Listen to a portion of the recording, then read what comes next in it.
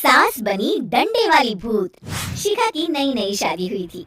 उसका मायका और ससुराल दोनों कानपुर में ही थे, इसलिए उससे मिलने उसके भाई अक्सर आते जाते रहते थे। ये बात शिखा की सास मीना को बिल्कुल पसंद नहीं थी। मम्मी जी, आज राहुल भैया आ रहे हैं। कौन, तेरे चाचा का लड़का? जी मम्मी जी। अरे पर वो तो दिल्ली में रहता है ना? हाँ मम्मी जी, उन्हें कल सुबह दिल्ली के लिए निकलना है, तो वो आज मुझसे मिलते हुए कल सुबह यहीं से निकल जाएंगी। हमने तो धर्मशाला खोल रखी है ना। कुछ कहा क्या मम्मी जी? मैंने कहा हाँ, आने दे तेरे भैया को, जमकर खातिरदारी करेंगे। अब तो कुछ करना ही पड़ेगा, इससे पहले कि मेरा घर धर्मशाला बन जाए। ये कैसी बातें कर रही हो मीना? सच ही तो कह रही हूँ। अभी इसकी शादी को साल भर भी नहीं हुआ और आए दिन इसके घर वाले आ धमकते हैं। अरे तो क्या हुआ, वो इसी शहर में रहते हैं तो हाल चाल लेने आ जाते हैं। इस बार मैं उनका हाल और चाल दोनों ही बिगाड़ दूंगी। अब बहुत हो गया जी। अरे ये कैसी बातें कर रही हो? हे भगवान, बस आप तो देखते जाइए। शाम को राहुल आता है। नमस्ते आंटी, कैसे हैं आप लोग? हम लोग तो ठीक है, तुम कैसे हो बेटा? मैं भी अच्छा ही हूँ आंटी। बस आज रात के बाद नहीं रहोगे। चलिए भैया, मैं आपको हमारा घर दिखाती हूँ। रात में खाने के टेबल पर शिखा, रोहित कहीं दिखाई नहीं दे रहा। जी भैया, वो ऑफिस के काम से बाहर गए हैं, कल शाम तक आएंगे। अच्छा अच्छा। बेटा, क्या तुम भूत प्रेत में मानते हो? नहीं नहीं आंटी जी, पर अचानक आपको ये ख्याल कहाँ से आ गया? पता नहीं क्यों, कभी कभी मुझे लगता है जैसे रात के समय बैठक में कोई घूमता रहता है। ये आप क्या कह रही हैं मम्मी जी? हाँ, तुम लोग घबरा ना जाओ, इसलिए मैंने आज तक इस बारे में कुछ नहीं कहा। ये आपका वहम होगा आंटी जी, ऐसा कुछ नहीं होता। हो सकता है। चलो अब मेरा सोने का टाइम हो गया है तो चलती हूँ मैं। शिखा बेटा, राहुल के सोने की व्यवस्था वहीं दीवान पर कर देना। जी पापा जी। अब चलिए भी। अच्छा, तो बैठक में सोने वाले हैं साहबजादे। क्या बड़बड़ा रही हो? कुछ नहीं, आप सो जाइए।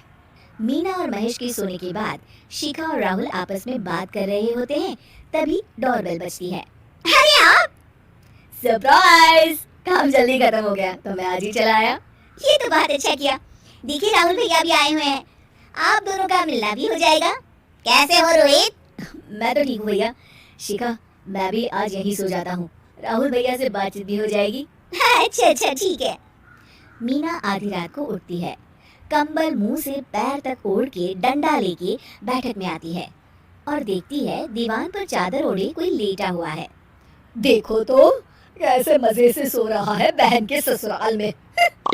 मीना ताबड़तोड़ 4-5 डंडे मार देती है। अरे मर गया, अरे बचाओ बचाओ, कौन है? मीना जल्दी से अपने कमरे में भाग जाती है। हे भगवान, ये मैंने क्या किया? ये रोहित कहाँ से आ गया? लगता है ये नालायक राहुल मेहमानों वाले कमरे में सो गया होगा। आज तो इसकी खैर नहीं। उधर बैठक में, अरे क्या हुआ रोहित? मैं बाथरूम में था, तुम्हारे चिल्लाने की आवाज सुनी। पता है भैया, मैं सो रहा था, अचानक से कोई आकर मुझे डंडे मारने लगा।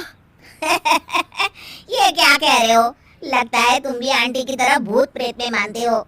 नहीं नहीं भैया, सच में कोई आया था। मैं तो जा रहा हूँ मेहमानों वाले कमरे में सोने के लिए। इस समय अपने रूम में जाऊंगा तो शिखा की नींद खराब हो जाएगी।